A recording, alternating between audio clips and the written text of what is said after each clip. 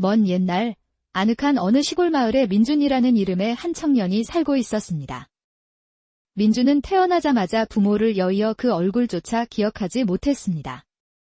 유일한 피부치였던 외할머니마저 몇 년 전 마을을 휩쓴 역병으로 세상을 떠나 그는 완전히 홀로 남겨졌습니다. 그날 이후 민준은 마을 이곳저곳을 돌며 온갖 굳은 일을 도맡아 하며 하루하루를 힘겹게 버텨냈습니다.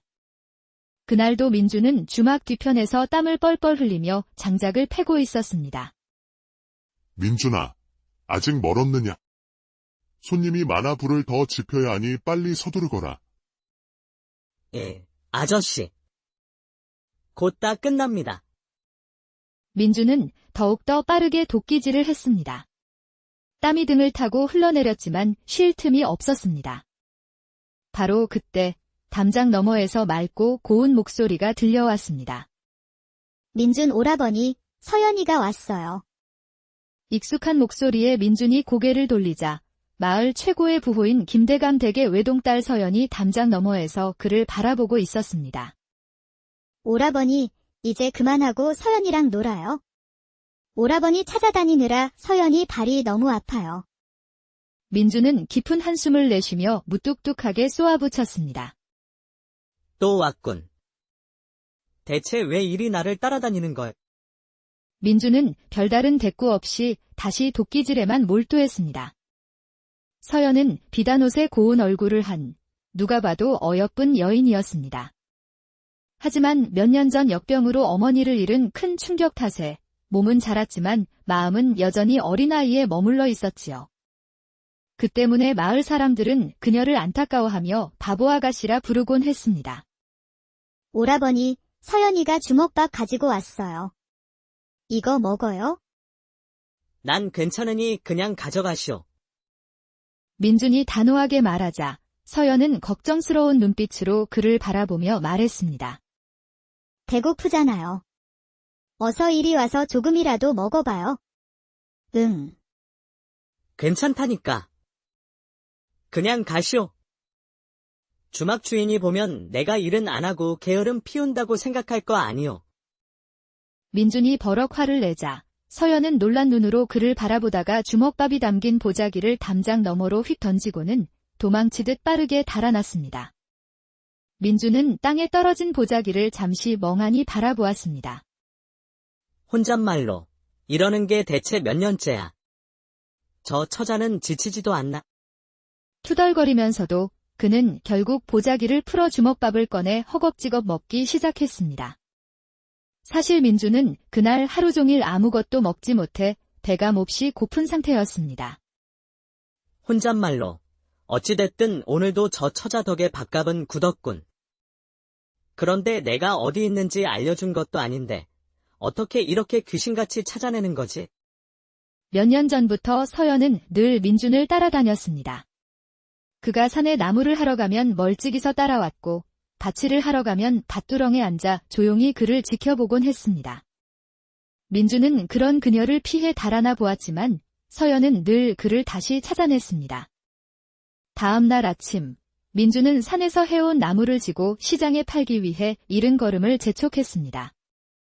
마을 어귀에 다다랐을 때 그의 앞에 또다시 서연이 나타났습니다. 와. 민준 오라버니다. 민준은 고개를 푹 숙였습니다. 평소 같으면 그녀를 피해 달아났겠지만 오늘은 그럴 수 없었습니다. 욕심을 내어 나무를 너무 많이 한 탓에 지게가 너무 무거워 몸을 가누기조차 힘들었기 때문입니다. 달아날 수도 없는 처지에 놓인 민준은 그저 고개를 숙인 채 서연의 시선을 피할 뿐이었습니다. 그때 서연이 다가와 따끈한 떡을 내밀며 말했습니다. 오라버니, 이거 먹어요. 필요 없어. 지금 지게가 무거워 너무 힘드니 제발 말 좀 걸지 말아주시오. 무거우면 내가 도와줄게요. 서연은 민준의 등 뒤로 가더니 나무가 가득 실린 지게를 조심스럽게 손으로 받치며 말했습니다. 오라버니, 이제 좀 안 무겁죠? 바로 그때였습니다. 평소에도 민준을 괴롭히던 마을 왈패 2명이 그 모습을 보고는 비웃으며 다가왔습니다. 아, 저것 좀 봐라. 바보가 또 저거지 놈을 따라다니고 있네? 그러게 말이다. 바보하고 거지가 같이 있으니 참으로 잘 어울리는 한 쌍이로구나. 서연은 사내들의 조롱에도 아랑곳하지 않고 민준 곁에 바짝 붙어 섰습니다. 너희들, 나한테 바보라고 그러면 우리 민준 오라버니가 혼내줄 거야. 그 말에 민준은 왈패들의 눈치를 살피더니 갑자기 나무지게를 땅에 내려놓았습니다. 그리고는 조롱하던 왈패들이 아니라 서연을 향해 버럭 소리를 질렀습니다. 제발. 나 좀 그냥 내버려 두시오. 도대체 무슨 억하심정이 있어서 몇 년째 나를 이리 못살게 구는 거요. 당신 같은 사람마저 나를 불쌍히 여기는 것 같아 내가 더 비참해진단 말이오. 민준은 서연에게 모진 말을 내뱉고는 다시 지게를 지고 시장 쪽으로 빠르게 걸음을 옮겼습니다. 등 뒤로 서연이 자신을 부르는 소리가 들려왔지만 민준은 끝내 돌아보지 않았습니다. 혼잣말로 두고 봐라. 이 지긋지긋한 동네 내가 조만간 반드시 떠나고야 만다. 목표한 돈만 모으면 아무도 모르는 곳으로 갈 테다. 한편 민준이 화를 내고 떠나자 서연은 상처받은 표정으로 그 자리에 얼어붙어 있었습니다. 그런 서연을 본 왈패들은 희죽거리며 그녀의 앞을 막아섰습니다. 바보 아가씨, 나한테도 맛있는 것 좀 주라. 매일 저 거지 놈만 챙겨주면 내가 질투가 나잖아. 이놈이 싫으면 나는 어때? 그 예쁜 얼굴로 한 번만 웃어주면 내가 거지 민준이 놈한테 잘 말해줄게. 저리 비켜. 나 민준 오라버니한테 갈 거야. 뭐라고? 지금 저 거지 놈이 우리보다 낫다는 말이냐? 너희들이 우리 오라버니보다 나은 게 뭐가 있는데. 어서 내 앞에서 비키기나 해. 바보 아가씨, 그러지 말고 우리랑 놀자. 응. 왈패들이 웃으며 서연에게 다가가자 겁을 먹은 서연은 소리를 지르며 산 쪽으로 도망치기 시작했습니다. 왈패들은 도망가는 서연의 뒷모습을 보며 큰 소리로 웃어댔습니다. 해가 저물어갈 무렵 시장에서 일을 마치고 집으로 돌아가던 민주는 자신의 허름한 초가집 앞에 서성이는 낯선 중년 여인을 발견했습니다. 여인은 안절부절 못하며 주위를 살피다 민준을 발견하고는 급히 다가와 말을 건넸습니다. 혹시 민준 총각인가? 제가 민준이긴 합니다만 누구신지요? 나는 서연 아가씨의 유모라네. 혹 오늘 우리 아가씨를 보지 못했는가? 서연 처자를 왜 제게 와서 찾으시는 겁니까? 이 마을에서 우리 아가씨가 자네만 따라다니는 걸 모르는 이가 어디 있겠나? 유모의 말에 민준은 짜증 섞인 목소리로 대답했습니다. 그 처자가 어디에 있는지 제가 어찌합니까? 그리고 저를 따라다니는 걸 알면서도 왜 그냥 내버려 두신 겁니까? 내버려 뒀다니. 말려도 도무지 소용이 없었다네. 그보다 정말 오늘 우리 아가씨를 못 봤다는 게지? 유모는 걱정 가득한 표정으로 한숨을 쉬며 힘없이 발걸음을 돌렸습니다. 혼잣말로 그 바보 처자 때문에 온 동네 놀림거리가 된 것도 모자라 이젠 유모까지 찾아와서 난리군. 민주는 혼자 중얼거리다 아침에 만났던 왈패들이 문득 떠올랐습니다. 혼잣말로 맞다. 낮에 왈패들과 그 처자만 남겨두고 왔었는데 설마 그놈들이 몹쓸 짓이라도 한 건 아니겠지. 혼잣말로 아니야. 그 처자가 김대감댁 여식이란 걸 그놈들도 알 텐. 하지만 미친 척하고 사고를 쳤을 수도. 불안한 마음의 민주는 안절부절 못하며 마당을 서성였습니다. 혼잣말로 주막에 가면 그놈들이 있을 테니 찾아가 봐야겠다. 민주는 주막으로 급히 발걸음을 옮겼고 다행히 그의 예상대로 왈패들이 술을 마시고 있었습니다. 형님들, 혹시 낮에 저와 같이 있던 처자가 제가 떠나고 나서 마을로 돌아갔습니까? 뭐냐, 거짓. 내 바보 각시를 왜 우리한테 와서 찾아? 저는 그 처자와 아무런 상관도 없는데 각시라니요. 어허, 이놈 봐라. 얼굴이 새빨개졌네? 이놈 정말 그 바보 아가씨를 좋아하는가 보구나. 민주는 왈패들의 놀림을 무시하고 단호하게 말했습니다. 지금 그 처자가 집으로 돌아오지 않아 난리가 났습니다. 제가 당장 김대감 어른을 만나 형님들이 낮에 그 처자와 함께 있었다고 고하면 어찌 될까요? 민준의 말에 왈패들은 당황한 듯 웃음기 없는 목소리로 말했습니다. 민준이, 자네 왜 그러나? 우린 그 처자에게 아무 짓도 하지 않았어. 자네가 가고 우리도 바로 갈 길을 갔네? 맞다. 아, 그 처자가 산에 꽃구경 간다고 하면서 산 쪽으로 가던데. 꽃구경이요. 지금 저보고 그 말을 믿으라는 겁니까? 하여간 산으로 간 건 확실해. 더 이상 아는 것도 없으니 절대 김대감 어른께 우리 얘기는 하지 말아주게. 왈패들은 그 말을 남기고 서둘러 주막을 빠져나갔습니다. 혼잣말로 해가 져가는데 산으로 가야 하나. 아니, 우선 그 처자 집 앞에 가서 상황을 다시 살펴보자. 민주는 서연의 집으로 향했습니다. 대문 밖에서 사람들이 분주하게 움직이는 것을 보고 그는 서연이 아직 돌아오지 않았음을 확신했습니다. 민주는 망설임 없이 곧장 산으로 향했습니다. 혼잣말로 이 넓은 산속에서 그 처자를 어찌 찾아야 한단 말인가. 지금이라도 김대감 어른께 가서 사실대로 말씀드릴까. 혼잣말로 아니야. 괜히 나한테 불똥이 튈 수도 있으니 일단 더 찾아보자. 민주는 산 이곳저곳을 헤매며 서연을 찾아다녔습니다. 이미 해는 완전히 지고 칠흑 같은 어둠이 산을 뒤덮었습니다. 산 중턱까지 올랐지만 서연의 모습은 어디에도 보이지 않았습니다. 혼잣말로 큰일이다. 날이 너무 어두워 더 오를 수도 내려갈 수도 없으니 산짐승이라도 나오면 혼잣말로 일단 근처 동굴로 가서 날이 밝기를 기다려야겠다. 민주는 과거 할머니와 살았던 익숙한 동굴로 향했습니다. 잠시 후 동굴에 도착한 민준이 불을 피우자 그 불빛에 동굴 안쪽에 웅크린 사람의 형체가 희미하게 드러났습니다. 저건 사람인가? 거기 누구 있어? 누워있던 형체가 서서히 몸을 일으키며 민준을 바라보았습니다. 민준 오라버니, 저를 찾아오셨군요. 서연이었습니다. 그녀는 민준을 보고 반갑게 웃었습니다. 서연 처자. 여기 있었던 겁니까? 사람들이 지금 처자를 찾느라 온 마을이 발칵 뒤집혔는데 여기서 뭘 하고 있는 겁니까? 자신을 보며 해맑게 웃는 서연을 보자 민준은 안도감과 함께 한숨이 절로 나왔습니다. 사람들이 저를 왜 찾아요? 그걸 몰라서 묻는 걸. 해가 졌는데도 처자가 집에 돌아오지 않으니 당연히 찾고 있는 것 아니오. 잘못했어요. 지금 집으로 갈 테니 오라버니, 제발 화내지 마세요. 가긴 어딜까요? 이 캄캄한 밤길에 내려가다가 산짐승이라도 만나면 어쩌려고.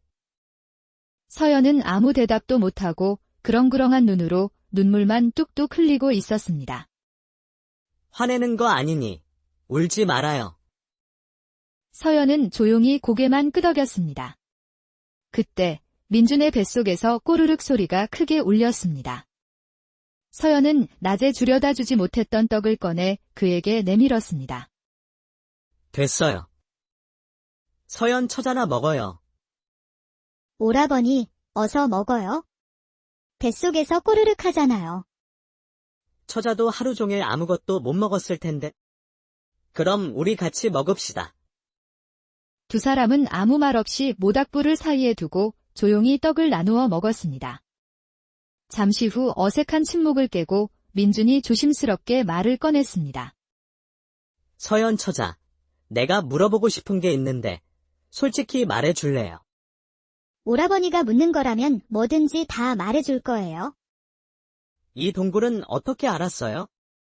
산을 헤매다 우연히 들어온 겁니까? 이 동굴. 민준 오라버니의 예전 집이잖아요. 서연의 대답에 민준은 예상했다는 듯 길게 한숨을 내쉬었습니다. 그리고 오늘만큼은 그동안 쌓인 궁금증을 풀어야겠다고 마음먹고 다시 물었습니다. 내가 처자에게 그만 따라다니라고 화를 많이 냈잖소. 그런데도 계속 나를 따라다니는 이유가 도대체 뭐예요? 민준의 물음에 서연은 머뭇거리다 조용히 입을 열었습니다. 따라갈까 봐요. 그게 무슨 말이요? 내가 누굴 따라간다는 거요? 할머니를 따라갈까 봐요. 할머니를 따라가다니요.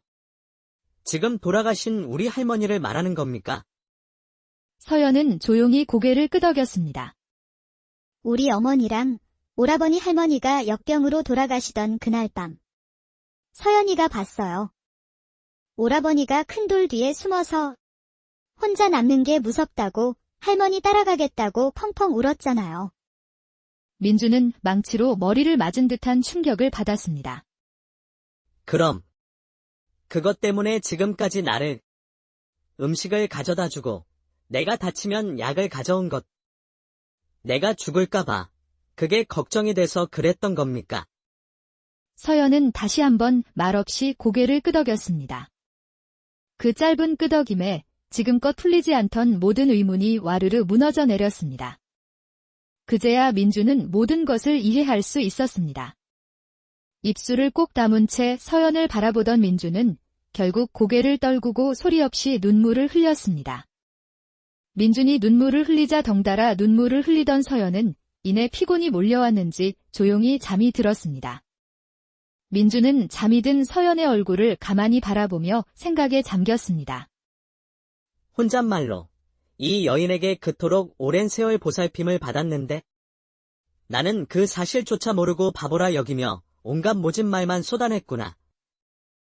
혼잣말로 정작 바보는 나였는데 세상이 모두 이 여인을 바보라 불러도 나만큼은 그러지 말았어야 했는데. 민준은 동굴밖을 비추는 달을 바라보며 굳게 다짐했습니다. 혼잣말로 내 목숨이 붙어있는 한 이 처자가 나를 지켜주었듯 나 또한 무슨 일이 있어도 이 처자를 지켜주겠습니다. 그날 밤 민준은 잠든 서연의 곁을 지키며 그동안 그녀가 했던 말과 행동들을 하나씩 떠올렸습니다. 떠오르는 기억들 속에서 그동안 보이지 않았던 서연의 깊은 마음이 그제서야 보이기 시작했습니다. 다음 날 새벽, 동이 트자 민준은 서연을 깨워 집으로 데려다주며 말했습니다. 나와 함께 동굴에 있었다고 말하면 절대 안 돼요. 처자에게 안 좋은 소문이 날 겁니다.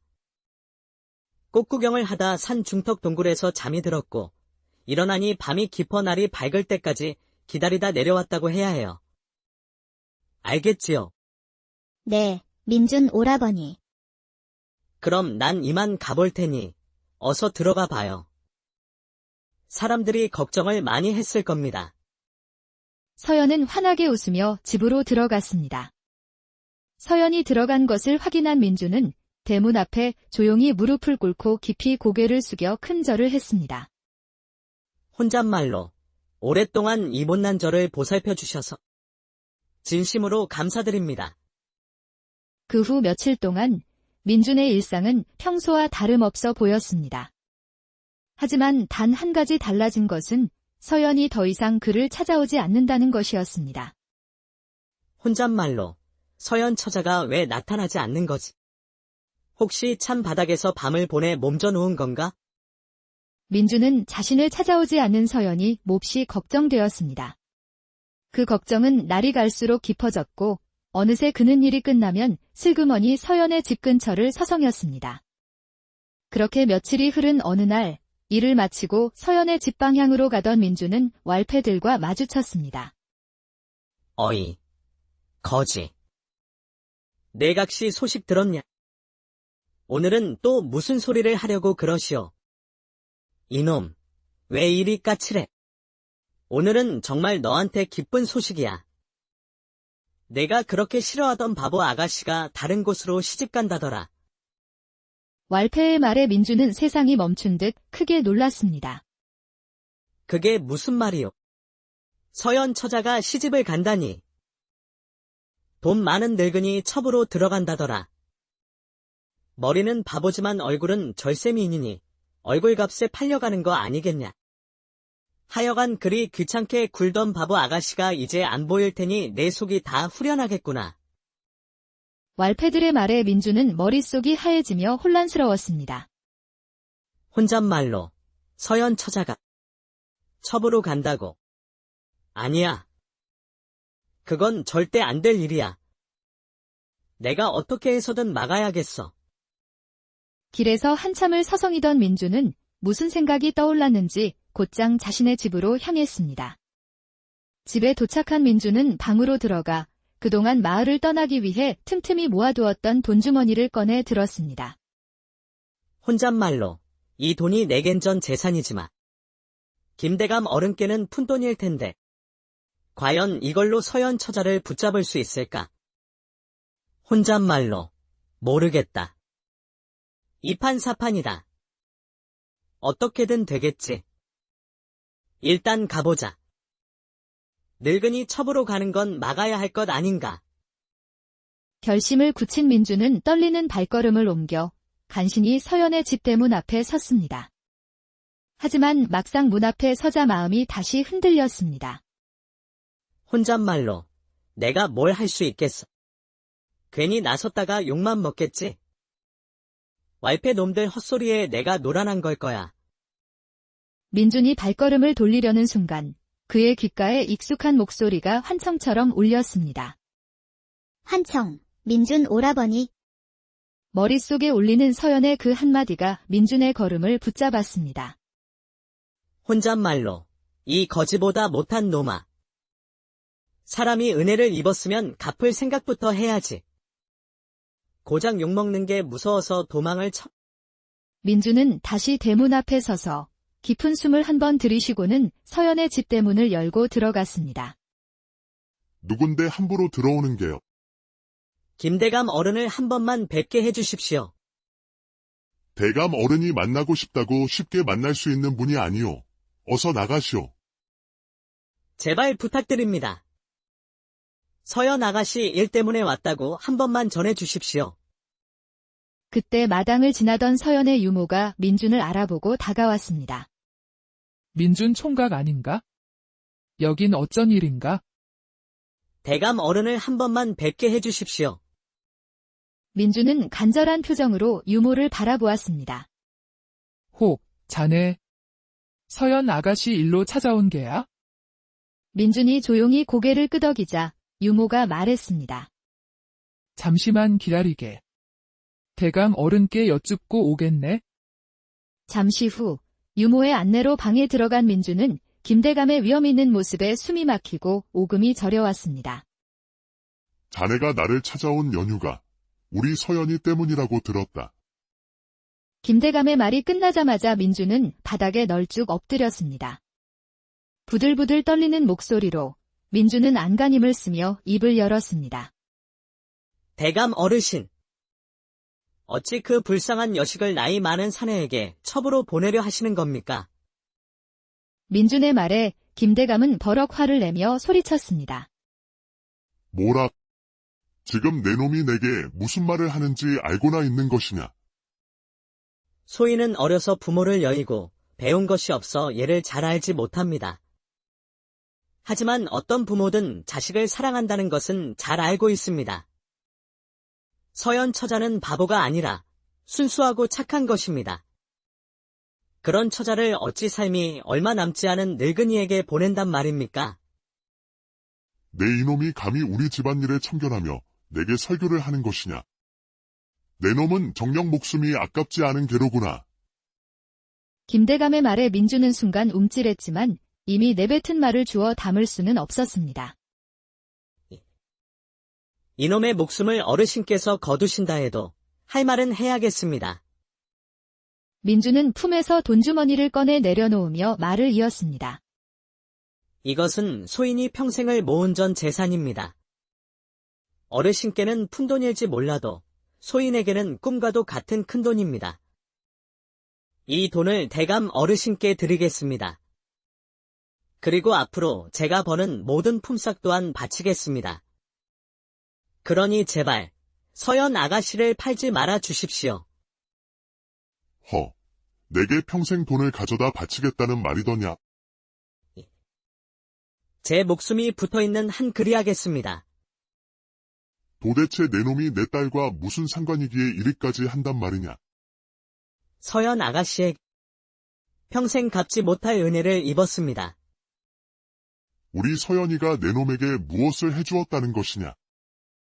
서연 아가씨는 세상에 홀로 남은 저를 곁에서 늘 지켜봐 주었습니다. 어떤 날은 어머니처럼 또 어떤 날은 누이처럼 제 곁을 지켜주며 제게 살아가라 말해준 유일한 사람이었습니다. 민준의 말이 끝나고 방 안에는 무거운 침묵이 흘렀습니다. 김대감은 민준의 얼굴을 가만히 살피는 듯 하더니 갑자기 호탕하게 웃기 시작했습니다. 김대감이 한참을 웃더니 하인에게 서연을 데려오라 시켰습니다. 잠시 후 서연이 방에 들어와 엎드려 있는 민준을 보고는 활짝 웃으며 그의 옆에 털썩 앉았습니다. 민준 오라버니. 언제 왔어요? 서연이 보고 싶어서 왔어요. 서연이 자신을 일으키려 하자 민준은 작은 목소리로 속삭였습니다. 서연 처자, 날 그냥 놔두시오. 지금 고개를 들면 무서워서 아무 말도 못할 것 같소. 아버지. 아버지가 민준 오라버니 혼냈어요. 오라버니가 왜 아버지를 무서워해요?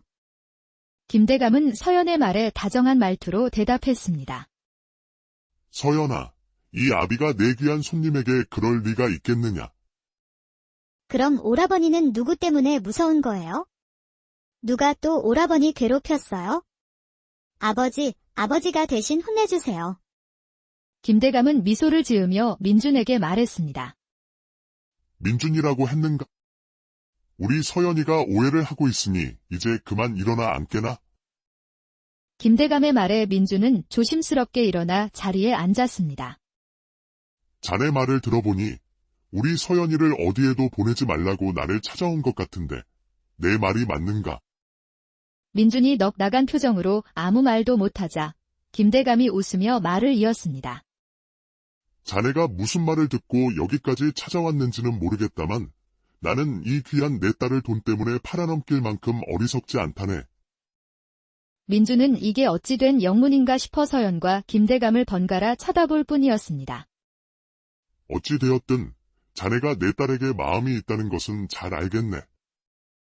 평생 모은 돈을 전부 내놓겠다고 했으니 그 마음은 진심이겠지. 민준은 그제야 상황을 이해한 듯 다시 엎드리며 말했습니다. 대감 어르신, 소인이 잘못했습니다. 소인이 헛소문을 믿고 어르신께 큰 무례를 범했습니다. 자네 왜 이리 잘 엎드리는가? 어서 다시 자리에 앉게. 민준이 다시 자리에 앉자 김대감이 다시 입을 열었습니다. 자네가 들은 것이 아주 헛된 소문만은 아닐세. 얼마 전 내가 일 때문에 집을 비운 사이에 서연이가 없어진 일이 있었다네. 또 이런 일이 생길까 염려되어 잠시 외조부 댁에 보내려 했던 것인데 그게 와전된 모양이야. 그때 옆에서 가만히 듣고 있던 서연이 불쑥 끼어들었습니다. 아버지, 걱정 마세요.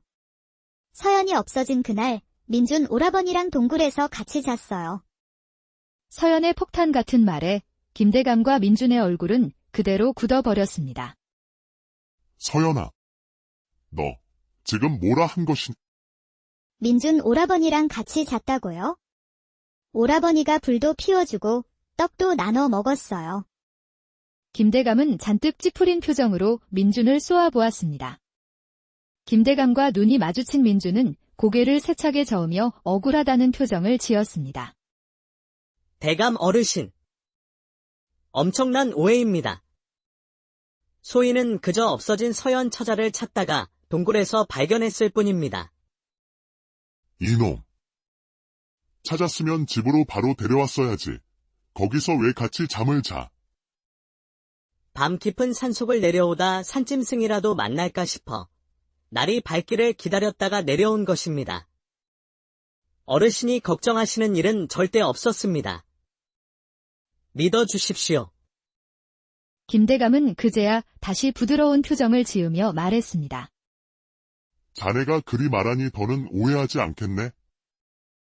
하지만 두 사람이 하룻밤을 함께 보낸 것은 확실하니 자네가 평생 우리 서연이를 책임져야겠네. 예. 자네가 방금 다 큰 내 딸과 밤을 함께 보냈다 하지 않았는가? 그리고 아까는 평생 돈을 벌어다 주겠다고도 했지. 사내가 한 입으로 두 말을 하는 겐가? 아닙니다. 하인 일을 하라 하시면 하인 일을 하며 서연 아가씨를 곁에서 지키겠습니다. 누가 자네더러 하인 일을 하라 했는가? 내 사위 될 사람에게 어찌 그런 일을 시키겠나? 김대감의 말을 이해하지 못한 민주는 어리둥절한 표정으로 그를 바라볼 뿐이었습니다. 서연아, 저 사내가 좋은... 예. 민준 오라버니는 서연이한테 바보라고 안 해요. 그리고 오라버니는 혼자 두면 안 돼요. 들었는가? 우리 설아도 자네가 좋다니 이제 자네가 평생 우리 설아 곁에서 자네 말대로 착하고 순수하게 살아갈 수 있도록 지켜주게. 그제서야 김대감의 깊은 뜻을 알아챈 민주는 눈물을 글썽이며 말했습니다. 소인은 이 마을에서 거지라 불리는 사람입니다. 그래도 괜찮으시겠습니까? 내가 그것을 왜 모르겠는가? 내 딸이 바보 아가씨라 불리는 것 또한 알고 있네? 서연이가 자네를 따라다니는 것을 알면서도 말리지 않은 것은 자네가 정직하고 성실한 사람임을 알았기 때문일세. 두 사람이 맺어질 인연이라면 내가 막는다 한들 무슨 소용이 있겠는가? 김대감의 말에 민주는 서연을 바라보며 환하게 웃었습니다. 제 몸보다 더 아끼고 귀하게 여기겠습니다. 고맙네. 앞으로도 지금 같은 마음으로 우리 설아를 보살펴주게. 얼마 후 거지라 불리던 청년 민준과 바보 아가씨라 불리던 서연은 많은 사람들의 축복 속에서 혼례를 올렸습니다. 그리고 두 사람은 서로의 상처를 보듬어주며 먼 옛날 아늑한 어느 시골 마을에 민준이라는 이름의 한 청년이 살고 있었습니다. 민준은 태어나자마자 부모를 여의어 그 얼굴조차 기억하지 못했습니다. 유일한 피부치였던 외할머니마저 몇 년 전 마을을 휩쓴 역병으로 세상을 떠나 그는 완전히 홀로 남겨졌습니다. 그날 이후 민준은 마을 이곳저곳을 돌며 온갖 굳은 일을 도맡아 하며 하루하루를 힘겹게 버텨냈습니다. 그날도 민준은 주막 뒤편에서 땀을 뻘뻘 흘리며 장작을 패고 있었습니다. 민준아, 아직 멀었느냐?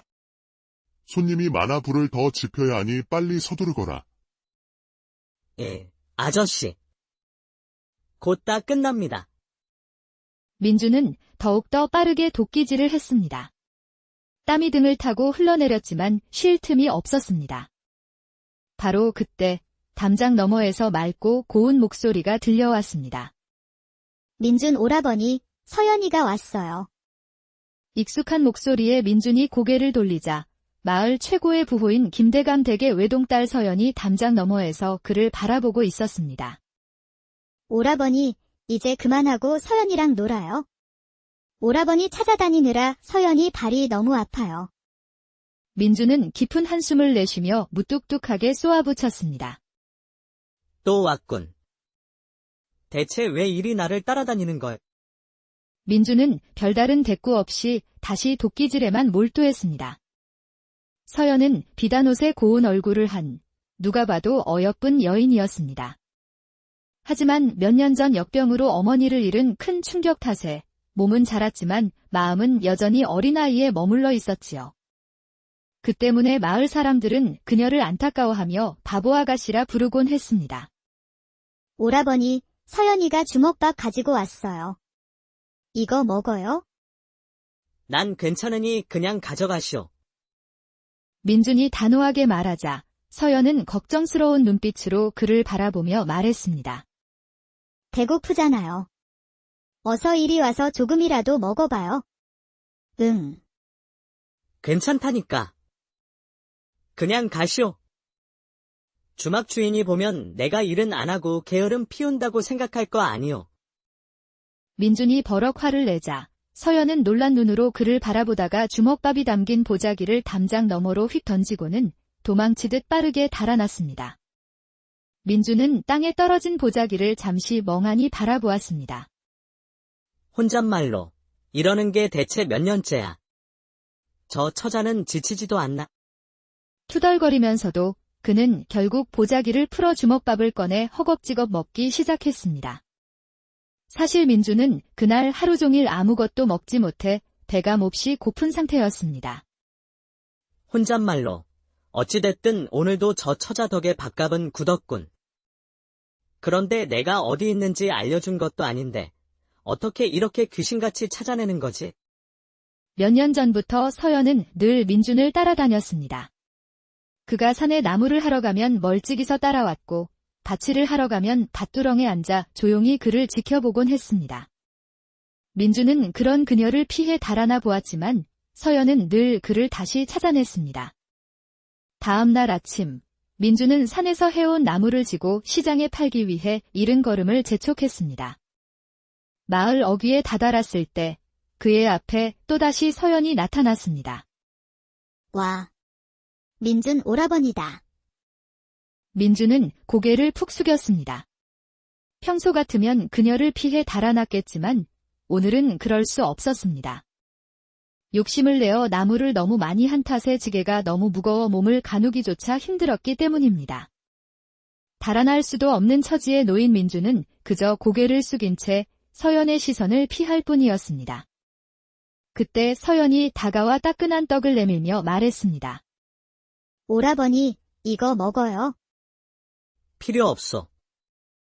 지금 지게가 무거워 너무 힘드니 제발 말 좀 걸지 말아주시오. 무거우면 내가 도와줄게요. 서연은 민준의 등 뒤로 가더니 나무가 가득 실린 지게를 조심스럽게 손으로 받치며 말했습니다. 오라버니, 이제 좀 안 무겁죠? 바로 그때였습니다. 평소에도 민준을 괴롭히던 마을 왈패 2명이 그 모습을 보고는 비웃으며 다가왔습니다. 아, 저것 좀 봐라. 바보가 또 저거지 놈을 따라다니고 있네? 그러게 말이다. 바보하고 거지가 같이 있으니 참으로 잘 어울리는 한 쌍이로구나.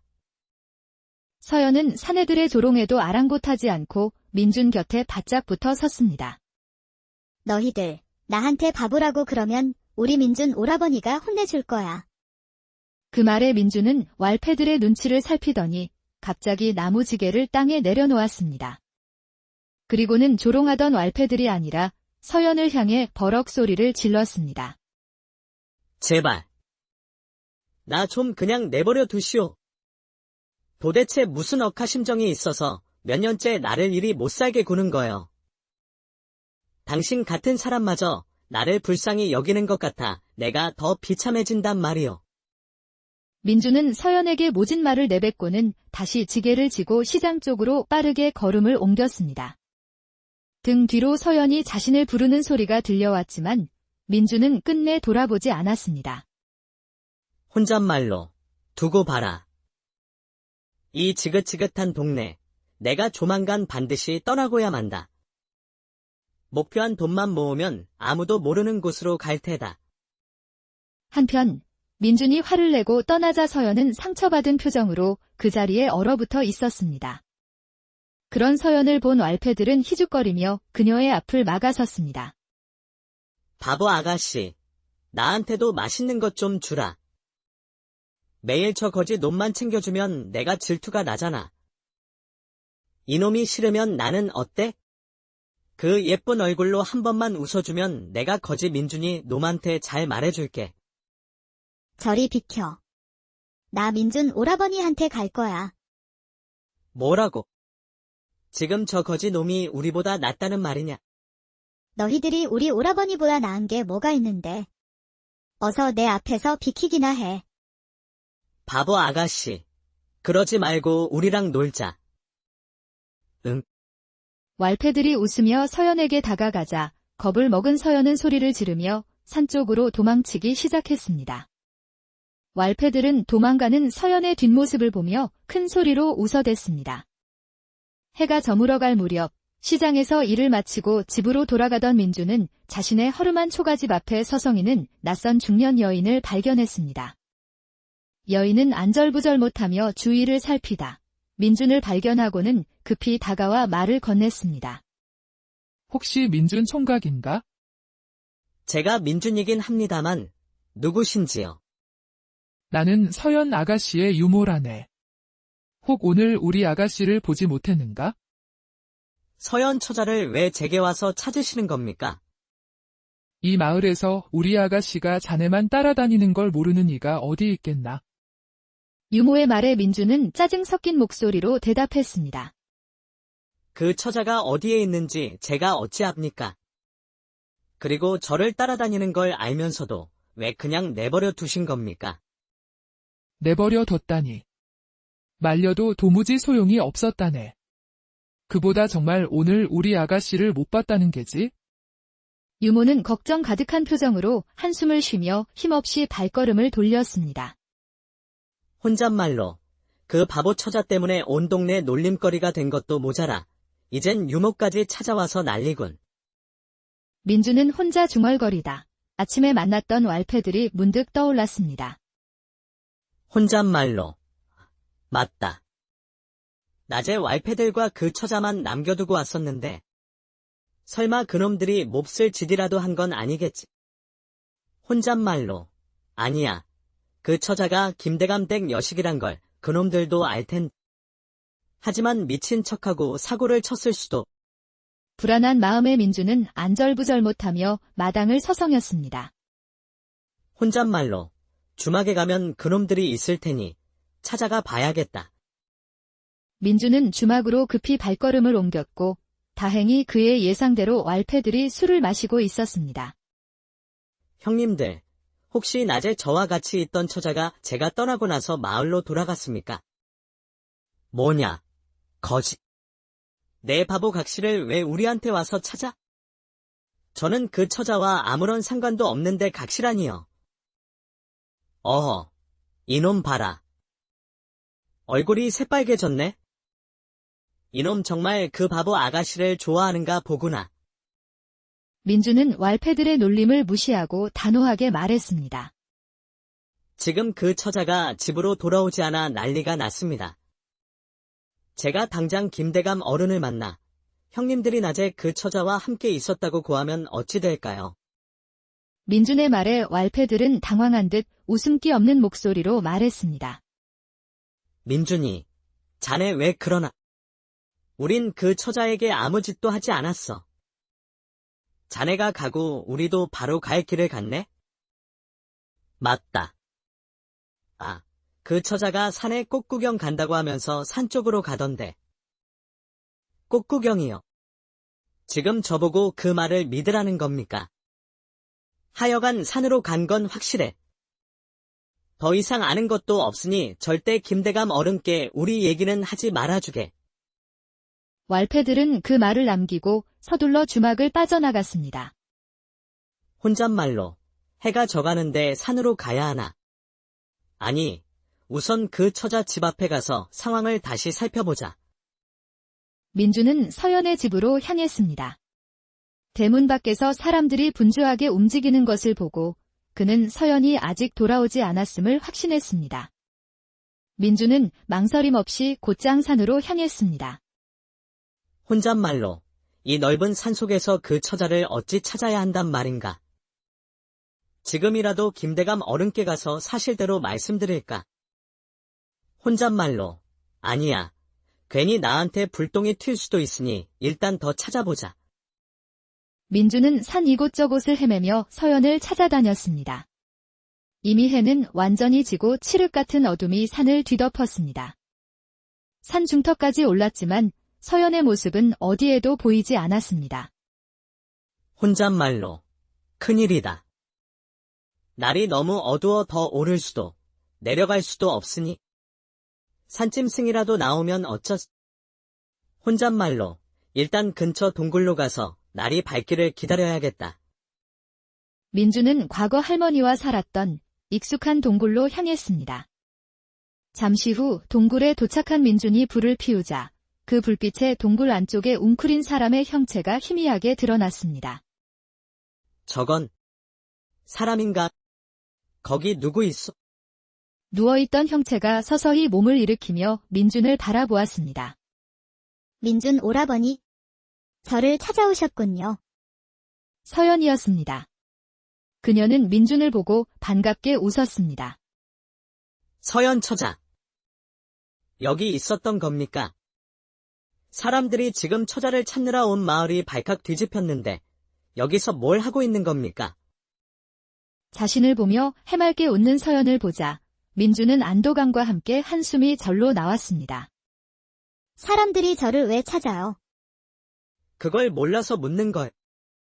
해가 졌는데도 처자가 집에 돌아오지 않으니 당연히 찾고 있는 것 아니오. 잘못했어요. 지금 집으로 갈 테니 오라버니, 제발 화내지 마세요. 가긴 어딜까요? 이 캄캄한 밤길에 내려가다가 산짐승이라도 만나면 어쩌려고. 서연은 아무 대답도 못하고 그렁그렁한 눈으로 눈물만 뚝뚝 흘리고 있었습니다. 화내는 거 아니니 울지 말아요. 서연은 조용히 고개만 끄덕였습니다. 그때 민준의 뱃속에서 꼬르륵 소리가 크게 울렸습니다. 서연은 낮에 주려다 주지 못했던 떡을 꺼내 그에게 내밀었습니다. 됐어요. 서연 처자나 먹어요. 오라버니, 어서 먹어요. 뱃속에서 꼬르륵 하잖아요. 처자도 하루 종일 아무것도 못 먹었을 텐데. 그럼 우리 같이 먹읍시다. 두 사람은 아무 말 없이 모닥불을 사이에 두고 조용히 떡을 나누어 먹었습니다. 잠시 후 어색한 침묵을 깨고 민준이 조심스럽게 말을 꺼냈습니다. 서연 처자, 내가 물어보고 싶은 게 있는데 솔직히 말해줄래요? 오라버니가 묻는 거라면 뭐든지 다 말해줄 거예요. 이 동굴은 어떻게 알았어요? 산을 헤매다 우연히 들어온 겁니까? 이 동굴. 민준 오라버니의 예전 집이잖아요. 서연의 대답에 민준은 예상했다는 듯 길게 한숨을 내쉬었습니다. 그리고 오늘만큼은 그동안 쌓인 궁금증을 풀어야겠다고 마음먹고 다시 물었습니다. 내가 처자에게 그만 따라다니라고 화를 많이 냈잖소. 그런데도 계속 나를 따라다니는 이유가 도대체 뭐예요? 민준의 물음에 서연은 머뭇거리다 조용히 입을 열었습니다. 따라갈까 봐요. 그게 무슨 말이요? 내가 누굴 따라간다는 거요? 할머니를 따라갈까 봐요. 할머니를 따라가다니요. 지금 돌아가신 우리 할머니를 말하는 겁니까? 서연은 조용히 고개를 끄덕였습니다. 우리 어머니랑 오라버니 할머니가 역병으로 돌아가시던 그날 밤. 서연이가 봤어요. 오라버니가 큰 돌 뒤에 숨어서 혼자 남는 게 무섭다고 할머니 따라가겠다고 펑펑 울었잖아요. 민준은 망치로 머리를 맞은 듯한 충격을 받았습니다. 그럼 그것 때문에 지금까지 나를 음식을 가져다 주고 내가 다치면 약을 가져온 것. 내가 죽을까봐 그게 걱정이 돼서 그랬던 겁니까? 서연은 다시 한번 말없이 고개를 끄덕였습니다. 그 짧은 끄덕임에 지금껏 풀리지 않던 모든 의문이 와르르 무너져 내렸습니다. 그제야 민준은 모든 것을 이해할 수 있었습니다. 입술을 꼭 다문 채 서연을 바라보던 민준은 결국 고개를 떨구고 소리 없이 눈물을 흘렸습니다.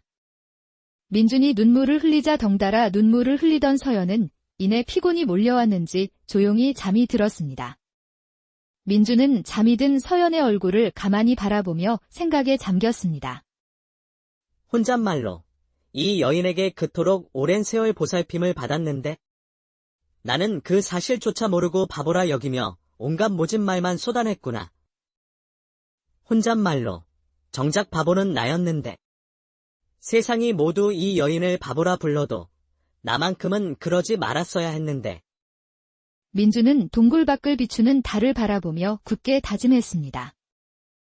혼잣말로 내 목숨이 붙어있는 한 이 처자가 나를 지켜주었듯 나 또한 무슨 일이 있어도 이 처자를 지켜주겠습니다. 그날 밤 민준은 잠든 서연의 곁을 지키며 그동안 그녀가 했던 말과 행동들을 하나씩 떠올렸습니다. 떠오르는 기억들 속에서 그동안 보이지 않았던 서연의 깊은 마음이 그제서야 보이기 시작했습니다. 다음 날 새벽, 동이 트자 민준은 서연을 깨워 집으로 데려다주며 말했습니다. 나와 함께 동굴에 있었다고 말하면 절대 안 돼요. 처자에게 안 좋은 소문이 날 겁니다. 꽃구경을 하다 산 중턱 동굴에서 잠이 들었고 일어나니 밤이 깊어 날이 밝을 때까지 기다리다 내려왔다고 해야 해요. 알겠지요? 네, 민준 오라버니. 그럼 난 이만 가볼 테니 어서 들어가 봐요. 사람들이 걱정을 많이 했을 겁니다. 서연은 환하게 웃으며 집으로 들어갔습니다. 서연이 들어간 것을 확인한 민주는 대문 앞에 조용히 무릎을 꿇고 깊이 고개를 숙여 큰 절을 했습니다. 혼잣말로 오랫동안 이 못난 저를 보살펴 주셔서 진심으로 감사드립니다. 그 후 며칠 동안 민준의 일상은 평소와 다름없어 보였습니다. 하지만 단 한 가지 달라진 것은 서연이 더 이상 그를 찾아오지 않는다는 것이었습니다. 혼잣말로 서연 처자가 왜 나타나지 않는 거지? 혹시 찬 바닥에서 밤을 보내 몸져 놓은 건가? 민주는 자신을 찾아오지 않는 서연이 몹시 걱정되었습니다. 그 걱정은 날이 갈수록 깊어졌고 어느새 그는 일이 끝나면 슬그머니 서연의 집 근처를 서성였습니다. 그렇게 며칠이 흐른 어느 날 일을 마치고 서연의 집 방향으로 가던 민주는 왈패들과 마주쳤습니다. 어이, 거지. 내각시 소식 들었냐? 오늘은 또 무슨 소리를 하려고 그러시오? 이놈, 왜 이리 까칠해? 오늘은 정말 너한테 기쁜 소식이야. 내가 그렇게 싫어하던 바보 아가씨가 다른 곳으로 시집간다더라. 왈패의 말에 민주는 세상이 멈춘 듯 크게 놀랐습니다. 그게 무슨 말이오? 서연 처자가 시집을 간다니. 돈 많은 늙은이 첩으로 들어간다더라. 머리는 바보지만 얼굴은 절세미인이니 얼굴값에 팔려가는 거 아니겠냐. 하여간 그리 귀찮게 굴던 바보 아가씨가 이제 안 보일 테니 내 속이 다 후련하겠구나. 왈패들의 말에 민주는 머릿속이 하얘지며 혼란스러웠습니다. 혼잣말로 서연 처자가 첩으로 간다고. 아니야. 그건 절대 안 될 일이야. 내가 어떻게 해서든 막아야겠어. 길에서 한참을 서성이던 민주는 무슨 생각이 떠올랐는지 곧장 자신의 집으로 향했습니다. 집에 도착한 민주는 방으로 들어가 그동안 마을을 떠나기 위해 틈틈이 모아두었던 돈주머니를 꺼내 들었습니다. 혼잣말로 이 돈이 내겐 전 재산이지만 김대감 어른께는 푼돈일 텐데 과연 이걸로 서연 처자를 붙잡을 수 있을까? 혼잣말로 모르겠다. 이판사판이다. 어떻게든 되겠지. 일단 가보자. 늙은이 첩으로 가는 건 막아야 할 것 아닌가. 결심을 굳힌 민주는 떨리는 발걸음을 옮겨 간신히 서연의 집 대문 앞에 섰습니다. 하지만 막상 문 앞에 서자 마음이 다시 흔들렸습니다. 혼잣말로 내가 뭘 할 수 있겠어. 괜히 나섰다가 욕만 먹겠지. 왈패 놈들 헛소리에 내가 노란한 걸 거야. 민준이 발걸음을 돌리려는 순간 그의 귓가에 익숙한 목소리가 환청처럼 울렸습니다. 한청, 민준 오라버니. 머릿속에 울리는 서연의 그 한마디가 민준의 걸음을 붙잡았습니다. 혼잣말로 이 거지보다 못한 놈아. 사람이 은혜를 입었으면 갚을 생각부터 해야지. 고작 욕먹는 게 무서워서 도망을 쳐. 민주는 다시 대문 앞에 서서 깊은 숨을 한 번 들이쉬고는 서연의 집 대문을 열고 들어갔습니다. 누군데 함부로 들어오는 게요. 김대감 어른을 한 번만 뵙게 해주십시오. 대감 어른이 만나고 싶다고 쉽게 만날 수 있는 분이 아니오. 어서 나가시오. 제발 부탁드립니다. 서연 아가씨 일 때문에 왔다고 한 번만 전해주십시오. 그때 마당을 지나던 서연의 유모가 민준을 알아보고 다가왔습니다. 민준 총각 아닌가? 여긴 어쩐 일인가? 대감 어른을 한 번만 뵙게 해주십시오. 민준은 간절한 표정으로 유모를 바라보았습니다. 혹, 자네. 서연 아가씨 일로 찾아온 게야? 민준이 조용히 고개를 끄덕이자 유모가 말했습니다. 잠시만 기다리게. 대감 어른께 여쭙고 오겠네. 잠시 후 유모의 안내로 방에 들어간 민준은 김대감의 위험 있는 모습에 숨이 막히고 오금이 저려왔습니다.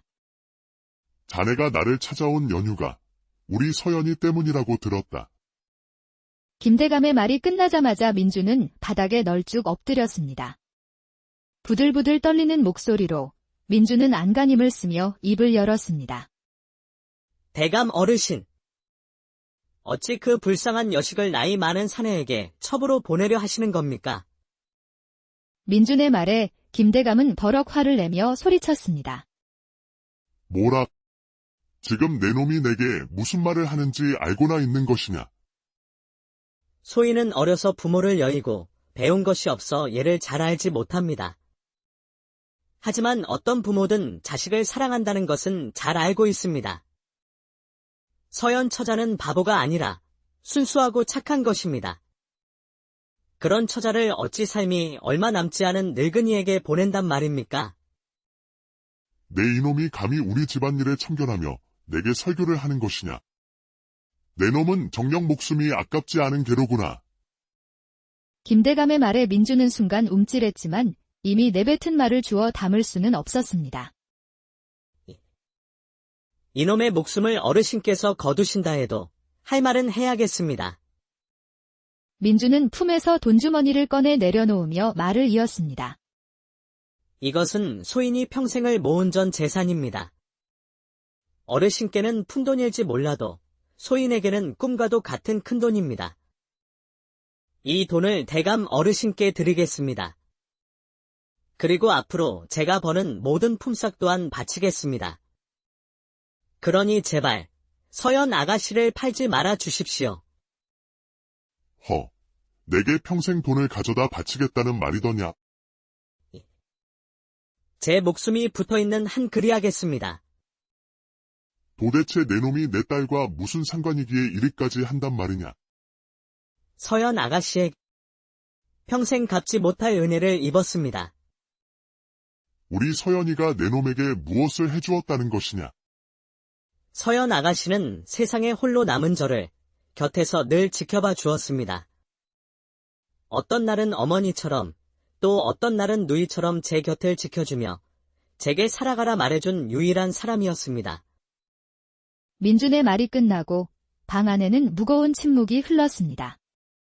김대감은 민준의 얼굴을 가만히 살피는 듯 하더니 갑자기 호탕하게 웃기 시작했습니다. 김대감이 한참을 웃더니 하인에게 서연을 데려오라 시켰습니다. 잠시 후 서연이 방에 들어와 엎드려 있는 민준을 보고는 활짝 웃으며 그의 옆에 털썩 앉았습니다. 민준 오라버니. 언제 왔어요? 서연이 보고 싶어서 왔어요. 서연이 자신을 일으키려 하자 민준은 작은 목소리로 속삭였습니다. 서연 처자, 날 그냥 놔두시오. 지금 고개를 들면 무서워서 아무 말도 못할 것 같소. 아버지. 아버지가 민준 오라버니 혼냈어요. 오라버니가 왜 아버지를 무서워해요? 김대감은 서연의 말에 다정한 말투로 대답했습니다. 서연아, 이 아비가 내 귀한 손님에게 그럴 리가 있겠느냐? 그럼 오라버니는 누구 때문에 무서운 거예요? 누가 또 오라버니 괴롭혔어요? 아버지가 대신 혼내주세요. 김대감은 미소를 지으며 민준에게 말했습니다. 민준이라고 했는가? 우리 서연이가 오해를 하고 있으니 이제 그만 일어나 앉게나? 김대감의 말에 민준은 조심스럽게 일어나 자리에 앉았습니다. 자네 말을 들어보니 우리 서연이를 어디에도 보내지 말라고 나를 찾아온 것 같은데 내 말이 맞는가? 민준이 넋 나간 표정으로 아무 말도 못하자 김대감이 웃으며 말을 이었습니다. 자네가 무슨 말을 듣고 여기까지 찾아왔는지는 모르겠다만 나는 이 귀한 내 딸을 돈 때문에 팔아넘길 만큼 어리석지 않다네. 민준은 이게 어찌 된 영문인가 싶어 서연과 김대감을 번갈아 쳐다볼 뿐이었습니다. 어찌 되었든 자네가 내 딸에게 마음이 있다는 것은 잘 알겠네. 평생 모은 돈을 전부 내놓겠다고 했으니 그 마음은 진심이겠지. 민주는 그제야 상황을 이해한 듯 다시